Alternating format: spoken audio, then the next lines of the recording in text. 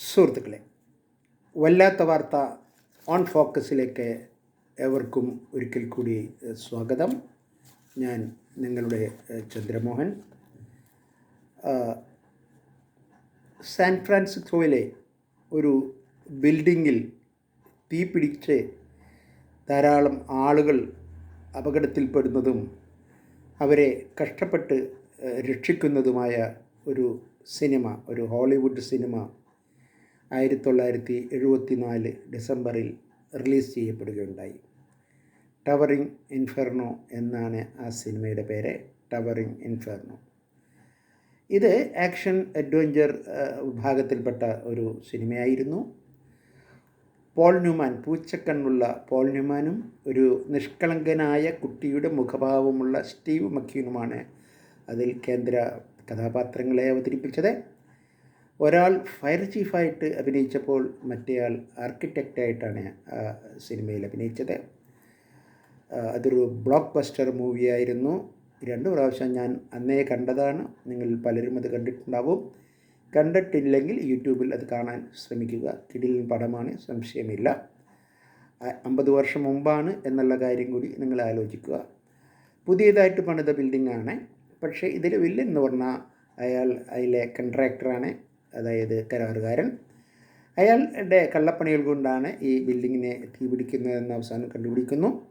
ഇതിൻ്റെ ക്ലൈമാക്സിൽ എങ്ങനെ ഈ ബിൽഡിങ്ങിനെ രക്ഷപ്പെടുത്തും എന്നുള്ളത് വലിയ ചോദ്യമായി ഉയർന്നു വന്നു. അവസാനം മാർഗവും അവർ കണ്ടുപിടിച്ചു. ഈ ബിൽഡിങ്ങിൻ്റെ മുകളിലുള്ള പല വാട്ടർ ടാങ്കുകളുണ്ട്. അവ പ്ലാസ്റ്റിക് എക്സ്പ്ലോസീവ്സ് വെച്ച് പൊട്ടിച്ച് അതിൽ വെള്ളം കീഴോട്ടൊഴുക്കിയാണ് അന്ന് ആ സിനിമയിൽ ക്ലൈമാക്സ് സീനിൽ ആൾക്കാരെ, കുറേ പേരൊക്കെ മരിച്ചു, പക്ഷെ ബാക്കിയുള്ളവരെ രക്ഷിച്ചത്. വളരെ ത്രസിപ്പിക്കുന്ന ഒരു ഹോളിവുഡ് ചിത്രമായിരുന്നു ടവറിംഗ് ഇൻഫെർണോ. ഇന്നും മനസ്സിൽ തെളിഞ്ഞു നിൽക്കുന്ന പല ദൃശ്യങ്ങളും അത് അവശേഷിപ്പിച്ചു എന്ന് പറയാതെ വയ്യ. ആ സിനിമ നിങ്ങൾ കണ്ടിട്ടില്ലെങ്കിൽ ഒന്ന് കാണുക. ഇത് പറയുന്നതിന് കാരണമുണ്ട്, പറയാം. നമ്മുടെ നാട്ടിലേക്ക് വരികയാണെങ്കിൽ 2020 അന്നത്തെ സുപ്രീം കോടതിയുടെ ഉത്തരവ് പ്രകാരം കൊച്ചി മരടിൽ, എൻ്റെ വീട്ടിൽ നിന്ന് 4 കിലോമീറ്റർ ഉണ്ട് മരടിലേക്ക്, അവിടെയുള്ള 2 ഫ്ലാറ്റ് സമുച്ചയങ്ങൾ, ഒരെണ്ണം 90ഓളം ഫ്ലാറ്റുകളുള്ളതാണ്, 19 നിലയുണ്ട്. H2O ഹോളി ഫെയ്ത്ത് എന്നാണ് ആ ഫ്ലാറ്റ് സമുച്ചയത്തിൻ്റെ പേര്. മറ്റൊന്ന് ട്വിൻ ടവർ ആൽഫ സെറി. ഇത് രണ്ടും coastal regulation zone, CRZ zone. ആ ആക്ട് വയലേറ്റ് ചെയ്തു, ലംഘിച്ചു എന്ന കാരണം പറഞ്ഞാണ് ഒരുപാട് നാളത്തെ വ്യവഹാരങ്ങൾക്ക് ശേഷം സുപ്രീം കോടതി അന്തിമമായി 2 ബിൽഡിങ്ങും നിയന്ത്രിത സ്ഫോടനത്തിലൂടെ പൊളിക്കാൻ ഉത്തരവിട്ടത്. അത് സത്യത്തിൽ മരട് നഗരസഭയുടെ അധികാരപരിധിയിൽ വരുന്ന സ്ഥലമായിരുന്നു. ഒരു ദിവസം 11 മണിക്കും 11:05 2 സ്ഫോടനങ്ങളിലൂടെ 2 ഫ്ലാറ്റ് സമുച്ചയങ്ങൾ നിലംപൊത്തിയത് ഒരു സങ്കടകരമായ കാഴ്ചയായിരുന്നു. എന്നാൽ തലേ ദിവസം കോഴിക്കോട് നിന്നും കോട്ടയത്ത് നിന്നുമൊക്കെ ആൾക്കാർ വന്ന് ഹോട്ടലിൽ താമസിച്ച് ഈ സംഭവത്തിൽ സാക്ഷ്യം വഹിക്കാൻ ഉണ്ടായിരുന്നു എന്ന വസ്തുത നമ്മളെ അത്ഭുതപ്പെടുത്തി. ഇത്രയും വലിയ കെട്ടിടം പൊളിച്ചു കളയുന്നതിൽ ആർക്കാണ് സങ്കടം തോന്നാത്തത്? അത് പൊളിച്ചു കളയേണ്ടവ അല്ലേ എന്ന് വെച്ചാണ് സുപ്രീം കോടതി ഉത്തരവിട്ടത്. വെറുതെയല്ല, സർവ്വ നിയമങ്ങളിൽ ലംഘിച്ചാണ് അവ അന്ന് നിർമ്മിച്ചത് ഇതിൻ്റെ നിർമ്മാതാക്കൾ. പക്ഷേ അതവർ ഒരു രാത്രി ഒരു പ്രീ ഫാബ്രിക്കേറ്റഡ് എന്നൊക്കെ നമ്മൾ പറയില്ലേ, വല്ലയിടത്ത് വെച്ച് ഉണ്ടാക്കുക, കൂട്ടിക്കൊണ്ടുവന്ന് അത് കൊണ്ടുവന്ന് യോജിപ്പിക്കുക, എന്നിട്ട് വെക്കുക, അങ്ങനെയല്ല. അതങ്ങനെ ചെയ്ത ബിൽഡിംഗ് അല്ല ഇത്. ഇത് മാസങ്ങളോളം വർഷങ്ങളോളം എടുത്ത് മരട് നഗരസഭ അധികൃതരുടെ കൺമുമ്പിൽ ഉയർന്നു വന്ന ഒരു കെട്ടിട സമുച്ചയമാണ് ഇത്. ഇതിൻ്റെ നിർമ്മാതാക്കൾ മാത്രമല്ല, നഗരസഭാ ഉദ്യോഗസ്ഥന്മാർ വരെ ഇതിൽ പ്രതികളാണ്. അവരെതിരെ കേസെടുത്തതായിട്ടോ അവരാരെങ്കിലും ശിക്ഷിക്കപ്പെട്ടതായോ നമുക്കറിവില്ല. ഇന്ന് ഭരിക്കുന്ന കക്ഷിയുടെ ആൾക്കാർ തന്നെയാണ് ആ പഞ്ചായത്തിലും ഭരിക്കുന്നത് എന്നതുകൊണ്ട് അവരൊക്കെ നൂലാമാലകളിൽ നിന്ന് രക്ഷിച്ച് മിടുക്കന്മാരെ നടക്കുന്നുണ്ട്. നിർമ്മാതാക്കളും അവിടെ താമസിച്ചിരുന്ന എത്രയോ കുടുംബങ്ങളും വഴിയാധാരമായ കഥയും നാം അറിഞ്ഞിട്ടുണ്ട്. ഇതൊക്കെ ആമുഖമായി പറയുന്നത് എന്താണെന്ന് വെച്ചാൽ, ഇത്തരം ഫ്ലാറ്റുകൾ കേരളത്തിൽ അനവധിയുണ്ട്. അവയൊക്കെ അതിലേക്ക് സുരക്ഷ എത്രയുണ്ട് എന്ന് നമ്മൾ ആലോചിക്കുന്നതിന് ആമുഖമായിട്ടാണ് ഇത് പറയുന്നത്. അപ്പോൾ നിങ്ങൾ ചോദിക്കും, ഇതാണോ ഏറ്റവും വലിയ സംഭവം എന്ന്? അല്ല, ഇതിലും വലിയ കെട്ടിടം ഇന്ത്യയിൽ പൊളിച്ചിട്ടുണ്ട്. ഏറ്റവും വലിയ കെട്ടിടം ഇതുപോലെ കോടതി ഉത്തരവ് പ്രകാരം പൊളിച്ചു കളഞ്ഞത് 2022 യു പിയിലെ നോയിഡയിലാണ് സൂപ്പർ ടെക് ട്വിൻ ടവർ എന്ന കെട്ടിടം അന്ന് പൊളിച്ചു കളഞ്ഞ് കോടതി ഉത്തരവ് പ്രകാരം അത് പൊളിച്ചത്. ഈ ബിൽഡിങ്ങിൻ്റെ ഉയരത്തെപ്പറ്റി നമുക്ക് കണക്കാക്കുകയാണെങ്കിൽ ലോകത്തെ ഏറ്റവും ഉയരമുള്ള 15ഓളം കെട്ടിടത്തിൽ ഈ കെട്ടിടവും പെടും. അപ്പോൾ ഇതിൻ്റെ ഉയരം നിങ്ങൾക്ക് ഊഹിക്കാവുന്നതേ ഉള്ളൂ. കൺട്രോൾഡ് ഇംപ്ലോഷൻ പ്രകാരമാണ് അത് പൊട്ടിച്ചത്. മരടിലും അങ്ങനെ തന്നെയായിരുന്നു. നമ്മൾ എക്സ്പ്ലോഷൻ കേട്ടിട്ടുണ്ട്. എക്സ്പ്ലോഷൻ എന്താ, ഭീകരവാദികളൊക്കെ ബോംബ് വെച്ച് തകർക്കുക, അതിന് എക്സ്പ്ലോഷൻ എന്ന് പറയും. അല്ലെങ്കിൽ ഒരാൾ വികാരവിക്ഷുബ്ധനായി പൊട്ടിത്തെറിക്കുക എന്നതിനും നമ്മൾ എക്സ്പ്ലോഷൻ എന്ന് പറയും. ഇത് കൺട്രോൾഡ് ഇംപ്ലോഷനാണ്. എന്താണ് controlled implosion? An instance of something collapsing വയലൻ്റ്ലി inwards. നിയന്ത്രിത സ്ഫോടനം, അതായത് ഓരോ നിലകളിലും കൃത്യമായ സ്ഫോടക വസ്തുക്കൾ നിയന്ത്രിത അളവിൽ വെച്ച് കമ്പ്യൂട്ടർ സംവിധാനത്തോടെ, സർക്കാർ അറിവോടെ, പോലീസ് സംവിധാനത്തിൻ്റെ അറിവോടെ, ആൾക്കാർക്കൊക്കെ മുൻ കൂട്ടി അറിവ് കൊടുത്ത് അവരെയെല്ലാം മാറ്റിപ്പാർപ്പിച്ച് നിമിഷ നേരം കൊണ്ട് ഈ നിലംപരിശാക്കുന്ന, നിലം പൊതിപ്പിക്കുന്ന പ്രക്രിയയാണ് കൺട്രോൾഡ് ഇംപ്ലോഷൻ. അങ്ങനെ കൺട്രോൾ ഇംപ്ലോഷൻ വഴിയാണ് ഈ കെട്ടിടവും, അതായത് നോയിഡയിലെ കെട്ടിടവും മരടിലെ കെട്ടിടവും എല്ലാം പൊളിച്ചു കളഞ്ഞത്. അതും കൂടി നിങ്ങൾ അറിഞ്ഞിരിക്കേണ്ടതുണ്ട്. ഇനി നമ്മൾ ഇന്നത്തെ വിഷയത്തിലേക്ക് വരികയാണെങ്കിൽ, ഇത്തരത്തിൽ ഇതൊക്കെ പിന്നെ ഇതിൽ നിന്ന് വ്യത്യസ്തമായ കാര്യമാണ് പറയാൻ പോകുന്നത്. അതായത് ഇത്തരം ബഹുനില മന്ദിരങ്ങളിൽ, ബഹുനില ഫ്ലാറ്റുകളിൽ താമസിച്ചിരിക്കുമ്പോൾ അവിടെ ഒരു തീപിടുത്തം ഉണ്ടായിരുന്നത്. ഈയിടെ കുവൈറ്റിലൊരു തീപിടുത്തം ഉണ്ടായി, കഴിഞ്ഞ മാസമാണ്. നിങ്ങളറിയാം, ലേബർ ക്യാമ്പിലാണ്. ലേബർ ക്യാമ്പ് എന്ന് പറയുമ്പോൾ ഒരു ടാർപോളിൻ വലിച്ചു കെട്ടിയ ഷെഡൊന്നുമല്ല, 7 നിലയുണ്ടായിരുന്നു അതിന്. 50ഓളം ആൾക്കാർ മരിച്ചു. 100 കണക്കിനോ 1000 ആൾക്കാർ അനധികൃതമായി അവിടെ താമസിക്കുന്നുണ്ടായിരുന്നു. പതിവ് പോലെ ഇതിൻ്റെ ഉടമസ്ഥൻ ഒരു മലയാളിയായിരുന്നു. കോട്ടയത്തോ മറ്റോ ഉള്ള ഒരാൾ. അദ്ദേഹം ഇപ്പോഴും ഒളിവിലാണെന്ന് കേൾക്കുന്നു. ഉന്നതങ്ങളിൽ പിടിപാടുള്ളത് ആയിരിക്കാം. അദ്ദേഹത്തെ പിടിച്ചതായി ഈ പത്രങ്ങളിലൊന്നും വായിച്ചു കണ്ടില്ല. പിടിക്കുമെന്ന് നമുക്ക് വെറുതെ ഒന്ന് ആശിക്കാം. അവിടെ മുഴുവൻ ആണുങ്ങളാണ് താമസിച്ചിരുന്നത്. അവിടെ രക്ഷാ സംവിധാനങ്ങൾ ഒന്നുമേ ഉണ്ടായിരുന്നില്ല. മാത്രമല്ല, തീ പിടിച്ചത് രാത്രിയാണ്, എല്ലാവരും ഉറക്കത്തിലായിരുന്നു. അപ്പോൾ അതുകൊണ്ട് പിന്നെ അവിടെ അതിൻ്റെ വ്യാപ്തി കണ്ടമാനം വർദ്ധിച്ചു. 50ഓളം ആൾക്കാരാണ് അന്ന് ദുരന്തത്തിന് ഇരയായത്. ഇത്തരത്തിൽ രക്ഷപ്പെടാൻ എന്തൊക്കെ വഴികളുണ്ട് എന്ന് ആലോചിക്കണം. വഴികളെപ്പറ്റി ചിന്തിക്കുകയാണെങ്കിൽ അത് എളുപ്പത്തിൽ അങ്ങോട്ട് പറയാവുന്നതല്ല. ഒന്നാമത്, ദുരന്തമുണ്ടായ കെട്ടിടത്തിൻ്റെ ഉയരം, എത്ര നിലകളുണ്ട്, നമ്മൾ മുകളിലത്തെ നിലയിലാണോ, അതൊരു കാര്യമാണ്. അഗ്നിബാധ ഉണ്ടായ സ്ഥലത്ത് നിന്ന് എത്ര അകലത്തിലാണ് ഞാൻ നിന്ന് നിൽക്കുന്നത്, നമ്മൾ താഴത്തെ നിലയിലാണോ, അതിലൊക്കെ വളരെ കാര്യമുണ്ട്. അവിടെ സുരക്ഷാ സംവിധാനങ്ങൾ, അതായത് അഗ്നിശമന സുരക്ഷാ സംവിധാനങ്ങളൊക്കെ കാര്യക്ഷമമാണോ, അവ ഉണ്ടോ, അവ കാര്യക്ഷമമായി പ്രവർത്തിക്കുന്നുണ്ടോ, അവർ മാസമോ അല്ലെങ്കിൽ 3 മാസത്തിലൊരിക്കൽ അവയൊക്കെ പ്രവർത്തിക്കുന്നുണ്ടെന്ന് നാം ഉറപ്പുവരുത്തിയിട്ടുണ്ടോ, ഇതെല്ലാം അനുസരിച്ചിരിക്കും അവിടെ നിന്ന് രക്ഷപ്പെടുവാൻ ഉള്ള സാധ്യതകൾ. അതൊക്കെ നമ്മൾ ശ്രദ്ധിക്കേണ്ടതുണ്ട്.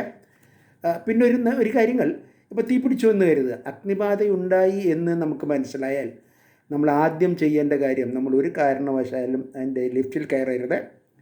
ലിഫ്റ്റിൽ കയറിയാൽ വയറുകൾ ചൂടാവാം, ഷോർട്ടാവാം, തീ പിടിക്കാം, ഫ്ലാറ്റിലെ ഈ ലിഫ്റ്റുകൾ നിന്നു പോകാം. പിന്നെ നമ്മളതിൽ പെട്ടുപോയി പുറത്തിറങ്ങാൻ ഒന്ന് സ്റ്റക്കായി പോകും, പറ്റില്ല എന്നുള്ള കാര്യം ഉറപ്പാണ്. അപ്പോൾ നമ്മൾ എന്താ ചെയ്യേണ്ടത്? കോണിപ്പടികൾ ഉപയോഗിക്കുക. ഒന്നിലെ പ്രധാന കോണിപ്പടികൾ അല്ലെങ്കിൽ പുറകിലുള്ള ഫയർ എസ്കേപ്പ് കോണിപ്പടികൾ ഉപയോഗിക്കുക. അവ ഉപയോഗിക്കുമ്പോൾ നിങ്ങൾക്കറിയാമോ, ഇത്തരം ബഹുനില മന്ദിരങ്ങളിൽ തീപിടുത്തം ഉണ്ടാകുമ്പോൾ തീ പൊള്ളലേറ്റ് വെന്ത് മരിക്കുന്നതിനേക്കാൾ അധികം ആൾക്കാർ മരിക്കുന്നത് അവിടുത്തെ വിഷപ്പുക ശ്വസിച്ചിട്ടാണ്. അത് നിങ്ങൾ ഓർമ്മയിൽ വെക്കണം. അപ്പോൾ വിഷപ്പുക ശ്വസിക്കാതിരിക്കാൻ എന്താണ് മാർഗം? നമ്മൾ വളരെ കുഞ്ഞ് തല താഴ്ത്തി കഴിയുന്നത്ര താഴ്ന്ന് നടക്കുക, കുനിഞ്ഞ് നടക്കുക. അതോടൊപ്പം നനഞ്ഞ തുണി കൊണ്ട് മുഖം പൊത്തിപ്പിടിച്ചുകൂടി നമ്മൾ കുനിഞ്ഞ് നടന്നു പോകാൻ ശ്രമിക്കേണ്ടത് വളരെ വളരെ അത്യാവശ്യമാണ്. ഒരു കാരണവശാലും ലിഫ്റ്റുകൾ നിങ്ങൾ ഉപയോഗിക്കരുത്. ഇങ്ങനെ താഴേക്ക് വരുമ്പോൾ നമ്മൾ ഈ ഫയർ എസ്കേപ്പിൻ്റെ കാര്യം പറഞ്ഞ കോണിയിൽ അവിടെയൊക്കെ ആൾക്കാർ പല സാധനങ്ങളും കൂട്ടിയിടും. ഇത് ഒരിക്കലും ചെയ്യാൻ പാടില്ലാത്ത കാര്യമാണ്. എപ്പോഴാണ് അപകടം ഉണ്ടാകുന്നതെന്ന് നമുക്കറിയില്ല. അപ്പോൾ ആ ഫയർ എസ്കേപ്പോ അല്ലെങ്കിൽ കോണിപ്പൊടിയിൽ ഒന്നും വെക്കരുത്. ഏത് നിമിഷം നമുക്ക് ഫ്രീ ആയിട്ട് പോകാൻ പറ്റിയ വിധത്തിൽ, ഓടിപ്പോകാൻ പറ്റിയ വിധത്തിൽ അവയൊക്കെ വളരെ സഞ്ചാരയോഗ്യമായി വച്ചിരിക്കണം. അത് വളരെ നിർബന്ധമായിട്ടുള്ള കാര്യമാണ്. പിന്നെ ഒന്ന്, നമുക്ക് ഈ ഫ്ലാറ്റുകളുടെ സുരക്ഷിതത്വത്തെപ്പറ്റി പറയുമ്പോൾ രണ്ട് പ്രശ്നങ്ങളുണ്ട്. ഒന്ന്, നമ്മളല്ല ഈ ഫ്ലാറ്റ് നിർമ്മിക്കുന്നത്. ഈ ഫ്ലാറ്റ് നിർമ്മിക്കുന്ന വല്ലവരുമാണ്. നമ്മൾ അവരിൽ നിന്ന് വാടകയ്ക്ക് എടുക്കുന്നു, വിലക്ക് വാങ്ങുന്നു. അപ്പോൾ അവിടെ എന്തൊക്കെ സുരക്ഷാ സംവിധാനങ്ങൾ ഉണ്ടായിരിക്കും നമ്മളതറിയില്ല. നമ്മൾ ചുമ്മാ കാശ് കൊടുത്ത ഫ്ലാറ്റ് വാങ്ങിയാൽ പോരാ, അല്ലെങ്കിൽ വാടകയ്ക്ക് എടുത്താൽ പോരാ. അവിടെ സുരക്ഷാ മാർഗങ്ങൾ എല്ലാം ഉണ്ട്, എല്ലാ സുരക്ഷിതത്വമുണ്ട്, സുഖസൗകര്യങ്ങൾ മാത്രമല്ല എന്നുള്ള കാര്യം കൂടി നാം ആദ്യമേ തന്നെ വളരെ ശ്രദ്ധാപൂർവം മനസ്സിലാക്കണം. എന്നിട്ട് മാത്രമേ ആ ബിൽഡിങ്ങിൽ നമ്മൾ താമസമാക്കാൻ പറ്റുള്ളൂ എന്നുള്ള കാര്യം നമുക്ക് അറിയാം. നമ്മൾ അങ്ങനെ ചെയ്യേണ്ടതാണ്. ഇനിയുള്ളൊരു കാര്യം, ഈ ഫ്ലാറ്റുകൾ വാങ്ങുന്നതിന് മുമ്പ് ഇതൊക്കെ നമ്മൾ ശ്രദ്ധിക്കണമെന്ന് ഞാൻ പറഞ്ഞു. ഇനി ഫ്ലാറ്റിൽ താമസിക്കുമ്പോൾ അവിടെയുള്ള ഒരാൾ ഒരു അലക്ഷ്യമായി പെരുമാറി, അയാൾ എന്തെങ്കിലും പ്രശ്നങ്ങളൊക്കെ ഉണ്ടാക്കി ഈ കാര്യങ്ങളിൽ വേണ്ടവിധം ശ്രദ്ധ ചെലുത്തുന്നില്ല എന്ന് കണ്ടാൽ ഒരാൾ മതി ഇതിനൊക്കെ കാരണക്കാരനാവാൻ. 1000 തേൻതുള്ളി ചീത്തയാക്കാൻ ഒരു മീൻതുള്ളി മതി എന്ന് പറയുന്ന പോലെ ഒരാൾ ഈ സുരക്ഷാ സംവിധാനങ്ങളൊന്നും പാലിക്കുന്നില്ല, അയാളുടെ ഫ്ലാറ്റിന് മുമ്പിൽ സാധനങ്ങൾ കൂട്ടിയിടുന്നു, കോണിപ്പടിയിൽ വെക്കുന്നു, വഴക്കുണ്ടാക്കുന്നു. അങ്ങനെയൊക്കെ അയാളെ അങ്ങനെ ചെയ്യാൻ സമ്മതിക്കരുത്. ഒരാളെയും സുരക്ഷാ കാര്യത്തിൽ എല്ലാവരും അതീവ ശ്രദ്ധ പുലർത്തണം, വളരെ ആവശ്യമാണ്. പൊതുവായ സ്ഥലങ്ങളിൽ നാം സുരക്ഷിതമായി സൂക്ഷിക്കണം. ഫയർ എസ്കേപ്പുകൾ, അനാവശ്യ സാധനങ്ങൾ കൂട്ടിയിടാതിരിക്കുക പറഞ്ഞു. പുറത്തേക്കുള്ള വാതിലുകൾ എളുപ്പം തുറക്കാൻ പറ്റിയ വിധത്തിൽ വെക്കണം. അവ ഒരിക്കലും പൂട്ടിയിടരുത്, പ്രത്യേകിച്ച് പുറത്തുനിന്ന് പൂട്ടിയിടരുത്.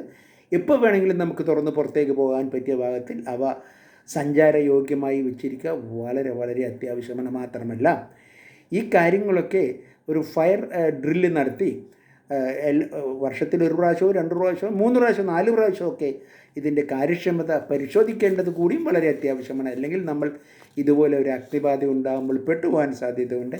അപ്പോൾ അവിടുത്തെ താമസിക്കുന്ന സുഖ സൗകര്യങ്ങളെപ്പറ്റി നാം പൊക്കി പറയുന്നതിനും ഒപ്പം തന്നെ സുരക്ഷാ സംവിധാനങ്ങൾ കാര്യക്ഷമമായി പ്രവർത്തിക്കുന്നുണ്ടോ എന്നുകൂടി നാം ശ്രദ്ധിക്കേണ്ടത് ഈ ആധുനിക യുഗത്തിൽ വളരെ അത്യാവശ്യമാണ്. മാത്രമല്ല, കഴിഞ്ഞ മാസം നമ്മൾ കാക്കനാട് DLF ഫ്ലാറ്റിലെ വളരെ പോഷ് ഫ്ലാറ്റാണ്, അവിടെ ഉണ്ടായ സംഭവങ്ങൾ കൂടി ഇവിടെ ഒന്ന് പരാമർശിച്ച് പോകേണ്ടിയിരിക്കുന്നു. അവിടുത്തെ കക്കൂസ് ടാങ്കുകളിൽ നിന്നുള്ള മാലിന്യം, അവിടെ ഒരു വെള്ളപ്പൊക്കം ഉണ്ടായപ്പോൾ അത് കുടിവെള്ളത്തിൽ കലർന്ന് ഒരുപാട് ആൾക്കാർക്ക് ഡയേറിയ, പിന്നെ അതുപോലെ വെള്ളത്തിൽ നിന്ന് ജനിക്കുന്ന രോഗങ്ങളൊക്കെ ഉണ്ടായ കാര്യം നമുക്കറിയാം. വളരെ സ്തോഭജനകമായ സംഭവമായിരുന്നു. പക്ഷേ കുറേ നാളത്തെ ആരോഗ്യ പ്രവർത്തകരുടെ കഠിന പ്രയത്നങ്ങൾക്ക് ശേഷം അതിനൊക്കെ ഒരു പരിഹാരം ഉണ്ടാക്കാൻ കഴിഞ്ഞു. അതും ഈ ഫ്ലാറ്റുകളിൽ വളരെ നമ്മൾ ശ്രദ്ധിക്കേണ്ട ഒരു കാര്യമാണ്. ഇനി ഒരു കാര്യമുള്ളത്, അവിടെ നമ്മളൊരു കൂട്ടായ്മ ഉണ്ടാവുമല്ലോ, അസോസിയേഷൻ. അതിൽ സജീവമായി പങ്കെടുക്കുക, അഭിപ്രായങ്ങൾ കൃത്യമായിട്ട് പറയുക. പ്രത്യേകിച്ച് ഈ പറഞ്ഞ സുരക്ഷാ കാര്യങ്ങളും മറ്റുമായി വ്യക്തമായി പാലിക്കുന്നുണ്ട് നാം ഉറപ്പുവരുത്തണം. ആ ഫ്ലാറ്റിലെ മാനേജ്മെൻറ്റ് ആരാണോ അവരെ നിർബന്ധിതരാക്കണം. എന്നാലും മാത്രമേ നമ്മുടെ സുരക്ഷിതത്വം നമുക്ക് ഉറപ്പാക്കാൻ പറ്റൂ. ഈ കാര്യങ്ങളൊക്കെ നിങ്ങൾ മനസ്സിൽ വെക്കണം. കേരളത്തിലെ അല്ലെങ്കിൽ ഇന്ത്യയിലെ ഫ്ലാറ്റ് നിവാസികൾ ഇക്കാര്യത്തിൽ വളരെ ശ്രദ്ധ പുലർത്തേണ്ടതാണെന്ന് ഒന്നും കൂടി ആഹ്വാനം ചെയ്തുകൊണ്ട് ഇന്നത്തെ ഈ വീഡിയോ അവസാനിപ്പിക്കുന്നു. നിങ്ങൾക്ക് ഈ വീഡിയോ ഇഷ്ടമായെങ്കിൽ ലൈക്ക് ചെയ്യുക, സബ്സ്ക്രൈബ് ചെയ്യുക, മുഴുവനായി കാണുവാൻ ശ്രമിക്കുക. നിങ്ങൾക്ക് ഇഷ്ടപ്പെട്ട മറ്റൊരു വിഷയവുമായി ഇനി നിങ്ങളെ സമീപിക്കുന്നവരെ നിങ്ങൾക്കേവർക്കും നന്ദി, നമസ്കാരം. ഞാൻ നിങ്ങളുടെ ചന്ദ്രമോഹൻ. അടുത്ത പ്രാവശ്യം തീർച്ചയായിട്ടും കാണാം മറ്റൊരു വീഡിയോയുമായി. അതുവരെ ഏവർക്കും നന്ദി, നമസ്കാരം. ഒരിക്കൽ കൂടി താങ്ക് യു.